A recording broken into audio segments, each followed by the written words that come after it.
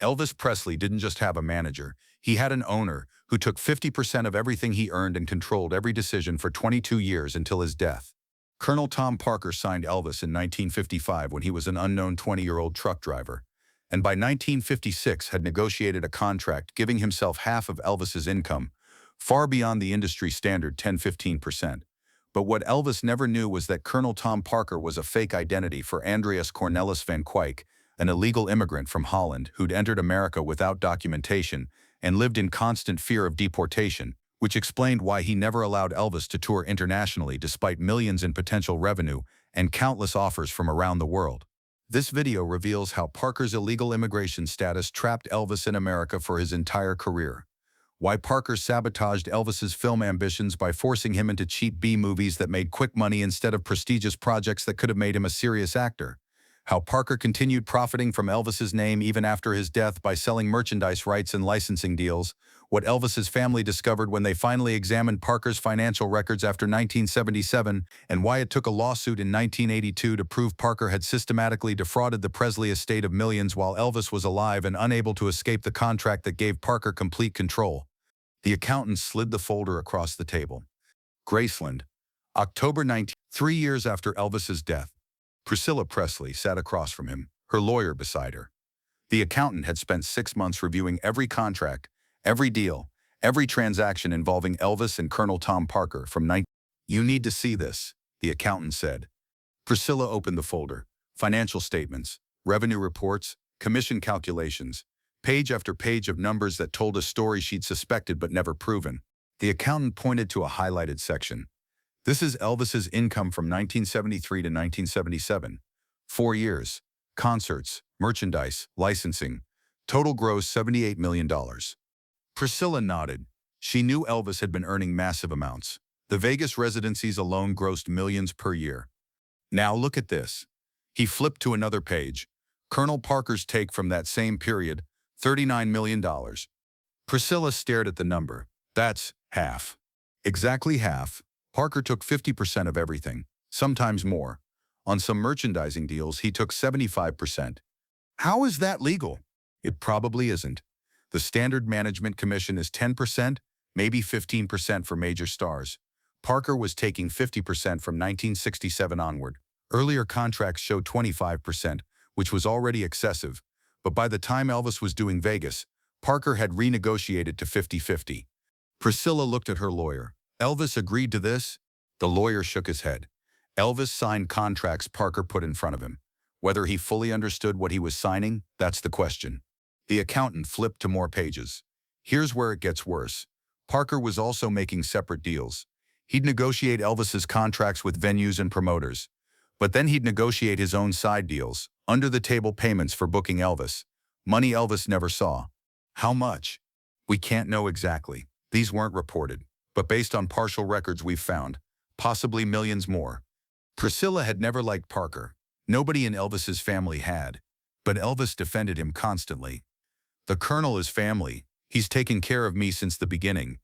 Now sitting in Graceland, reading the evidence of systematic exploitation, Priscilla understood. Elvis had been trapped, financially dependent on Parker, psychologically manipulated into believing he couldn't succeed without him. And Parker had engineered that dependency from the very beginning. From the moment a 20-year-old truck driver signed a contract he didn't fully understand. The lawyer spoke carefully. "We believe we have grounds for a lawsuit. Parker's commissions were excessive and likely fraudulent. His side deals constituted breach of fiduciary duty. The estate could recover significant amounts." "Do it," Priscilla said. "Whatever it takes. Elvis deserved better than this."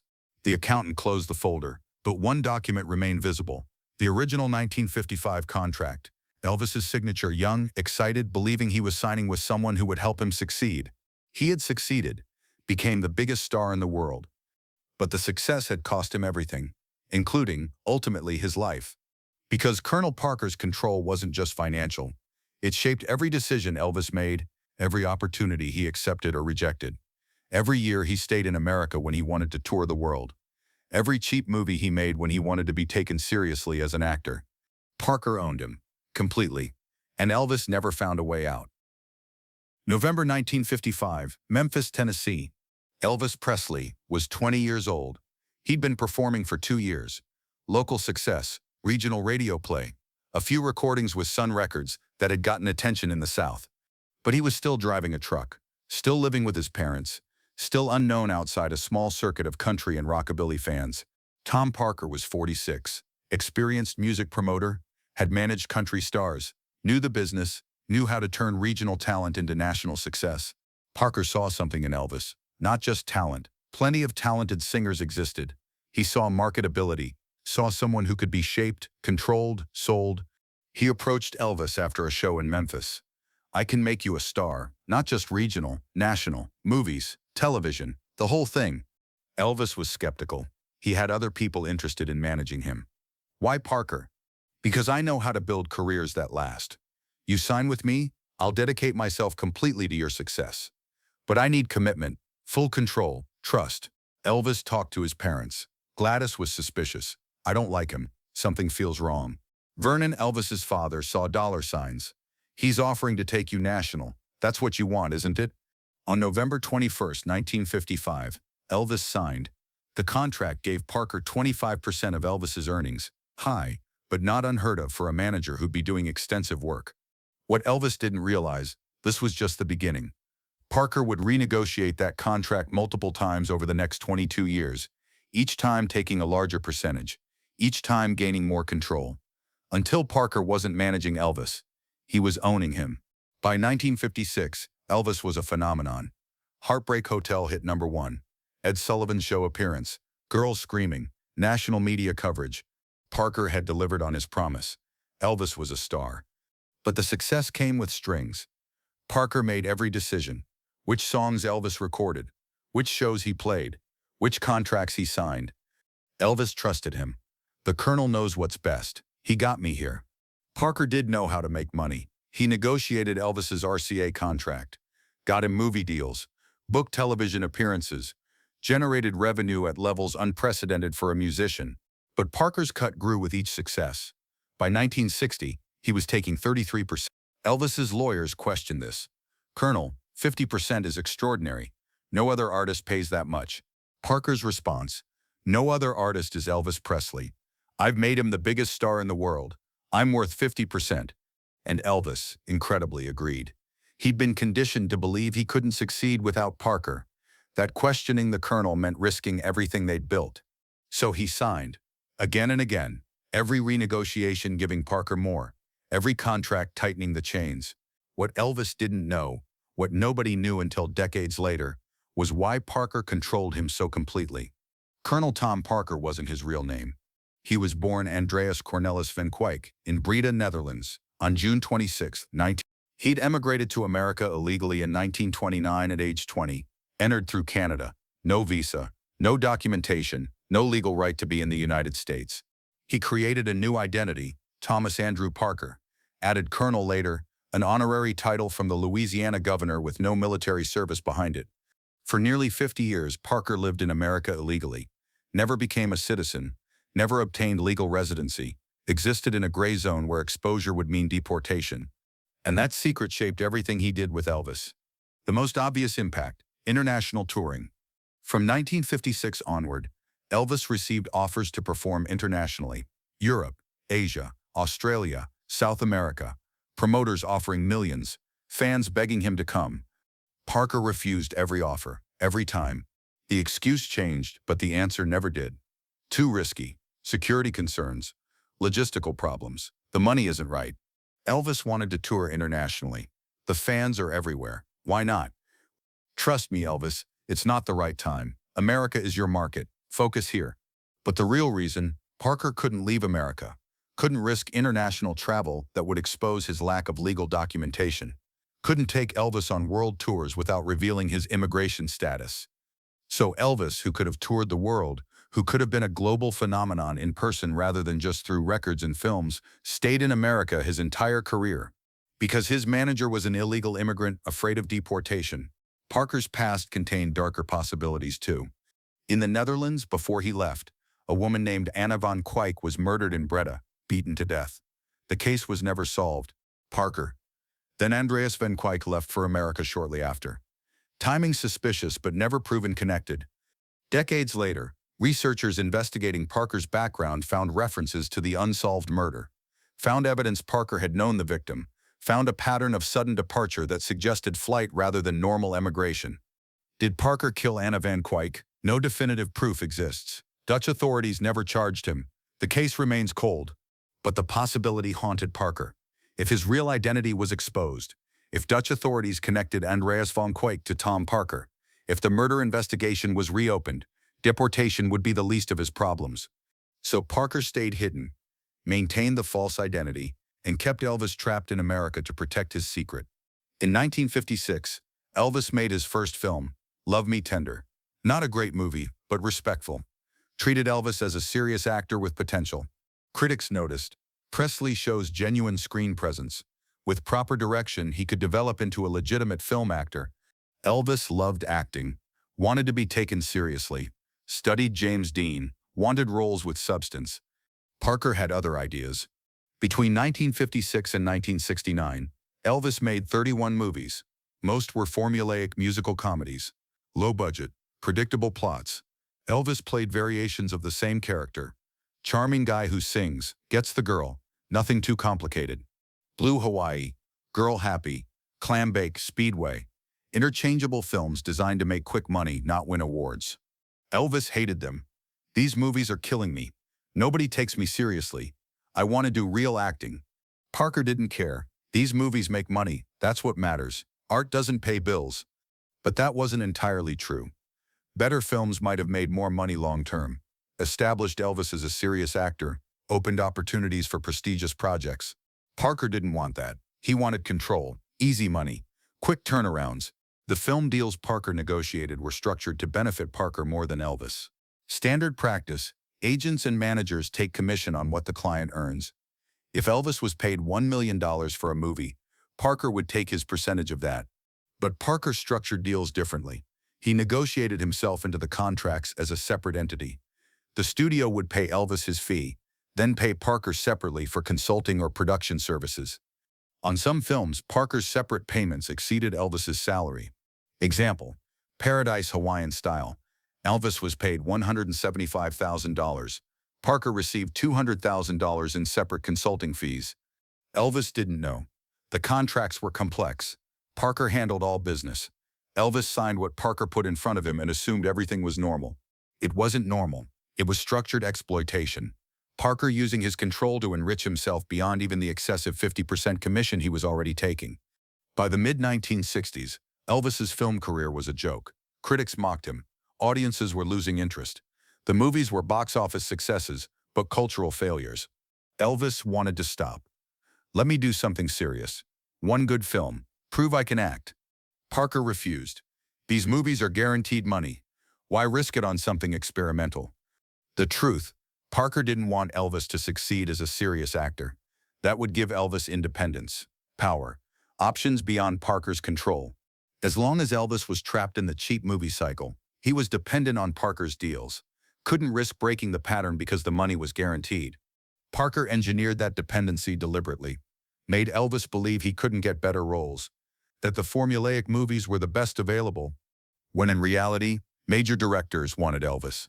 Serious filmmakers saw his potential, offered him roles in prestigious projects. Parker turned them all down without telling Elvis, kept him locked in the cheap movie cycle for 13 years until the system finally collapsed and Elvis had to return to live performance to save his career. By then, the chance to be taken seriously as an actor was gone. Elvis was 34. The moment had passed. The damage was permanent. Elvis's film career was dead. His records weren't selling. The cultural landscape had shifted. Beatles, Rolling Stones, protest music. Elvis seemed like a relic from the 1950s. He needed a comeback, needed to prove he was still relevant.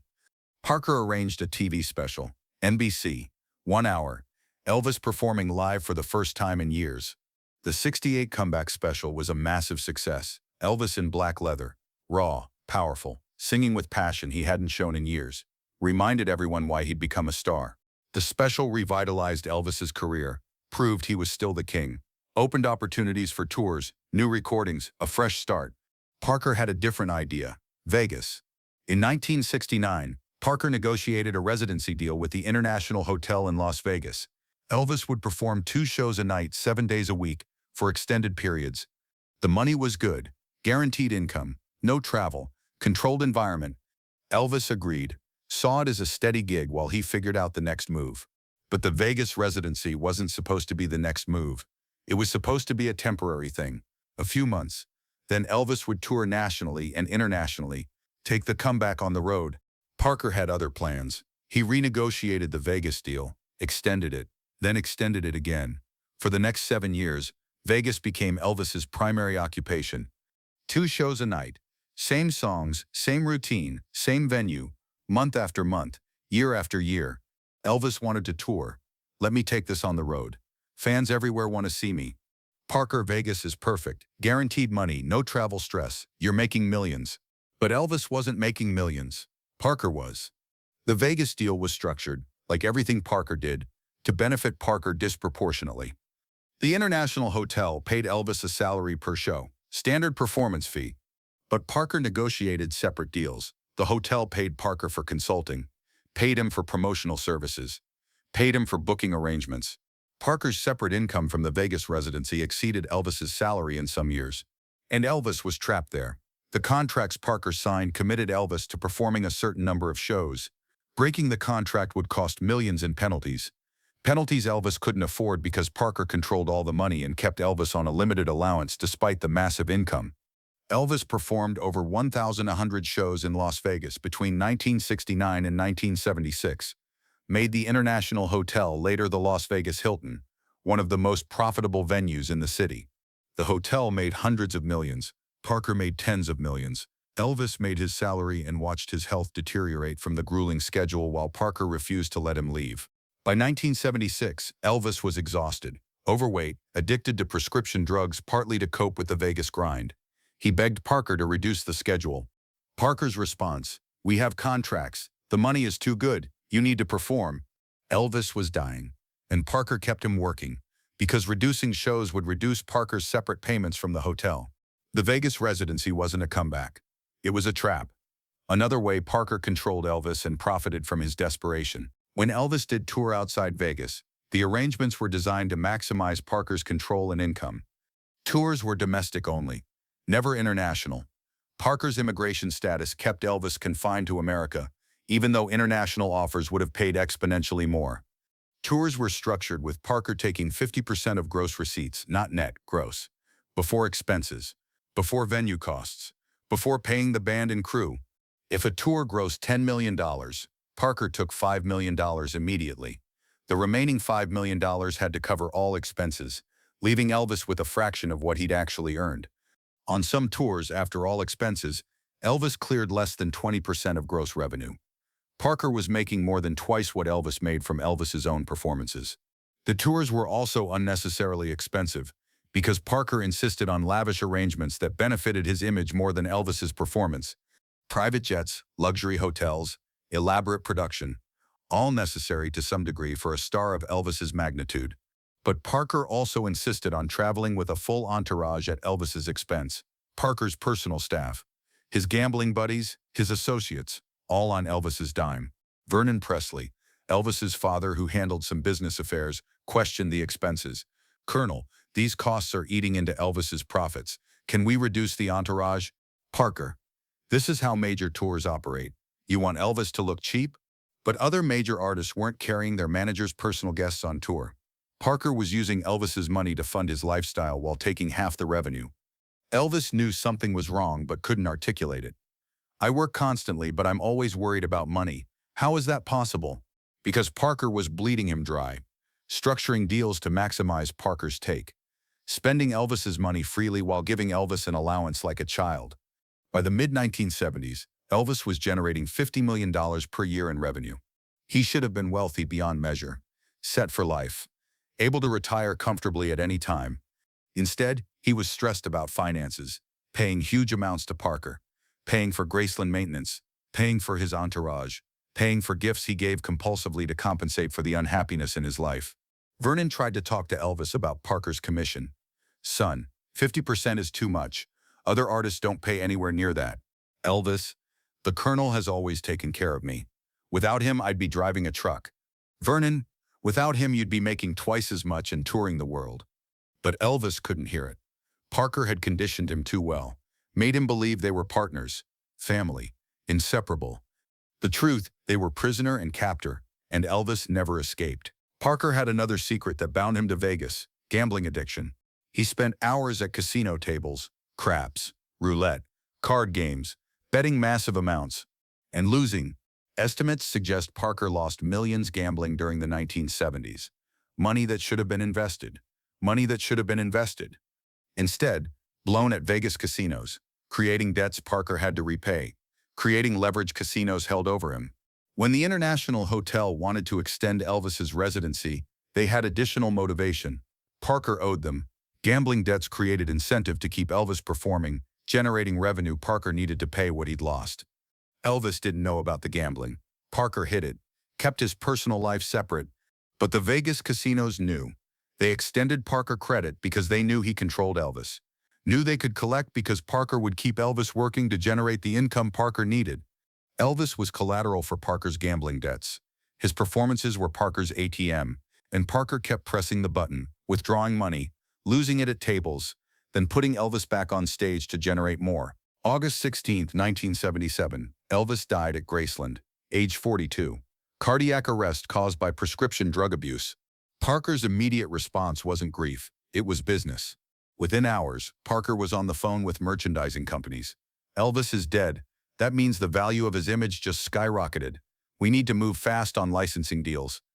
Within days, Parker had negotiated contracts selling Elvis's image rights, name, and likeness to multiple companies. T-shirts, posters, commemorative items, anything that could be sold bearing Elvis's name. Parker took his standard 50%. Even in death, Elvis was making Parker millions. Priscilla Presley, as executor of Elvis's estate, began examining Parker's deals. What she found was systematic exploitation that had continued even after Elvis died. Parker had sold rights to Elvis's music catalog, merchandising, licensing, all at values far below what they were worth, because Parker needed immediate cash for gambling debts, for personal expenses, for maintaining his lifestyle. The estate sued Parker in 19. Parker's commissions were excessive and constituted breach of fiduciary duty. Parker made secret side deals that benefited him at Elvis's expense. Parker's post-death sales of rights were fraudulent and disadvantaged the estate. Parker's gambling debts created conflicts of interest that harmed Elvis. The case was settled in 19. Parker agreed to sever all ties with the Presley estate, agreed to stop using Elvis's name for profit, return some rights he'd sold improperly. But Parker kept millions he'd already made. The settlement came too late to recover most of what he'd taken over 22 years. Analysis after the settlement revealed the scope of Parker's exploitation. From 1955 to 1977, Elvis generated an estimated $1 billion in revenue, adjusted for inflation. Parker took approximately $500 million of that through commissions, side deals, separate contracts, and post-death sales. Elvis, after expenses and taxes, kept approximately $200 million, 20% of what he'd actually earned. The remaining $300 million went to expenses Parker insisted were necessary, but largely benefited Parker's lifestyle and gambling habits. If Elvis had worked with a standard manager taking 15%, he would have kept over $600 million and likely lived longer because he wouldn't have been trapped in the brutal Vegas schedule Parker enforced to service his own debts. Parker didn't just take Elvis's money. He took his choices, his freedom, his potential, his chance at happiness. And Elvis never found a way to escape. Memphis, Tennessee. Graceland Storage Vault. Present day. Behind glass, the original 1955 contract. Elvis Presley and Colonel Tom Parker. Yellowed paper. Signatures at the bottom. Elvis's handwriting. Young. Excited. Hopeful. The signature of someone who believed he was signing with a partner who would help him succeed. Parker's signature. Careful. Controlled. The signature of someone who knew exactly what he was getting. November 21, 1955, a 20-year-old truck driver signed his life away. Parker took 25% at first, then 33%, then 50%, then more through side deals. Elvis generated over $1 billion, kept 20%. Parker refused international touring because he was an illegal immigrant afraid of deportation. Elvis wanted to be a serious actor. Parker forced him into cheap movies for quick money. Elvis wanted to tour the world. Parker trapped him in Vegas for 7 years. Elvis died at 42, exhausted and addicted. Parker sold his image rights before the funeral. The contract sits in Graceland now, protected behind glass. But for 22 years, that contract was a chain, and Elvis never broke it. Parker didn't manage Elvis Presley. He owned him completely.